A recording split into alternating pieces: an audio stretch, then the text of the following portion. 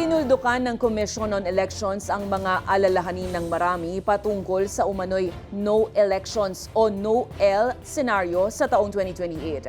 Ayon kay COMELEC Chairman George Garcia, hindi mangyayari ang no-el dahil mandato ng konstitusyon ng pagdaraos ng halalan. Anya walang anumang contingency plan para sa pagkakaroon ng no-el at tiyak na matutuloy ang national elections sa 2028. Dagdag ni Garcia, kahit malayo pa ang petsa, nagsisimula na ang COMELEC sa mga paghahanda para sa halalan, kabilang dyan ang automation, voter registration at pagbuo ng rules at guidelines.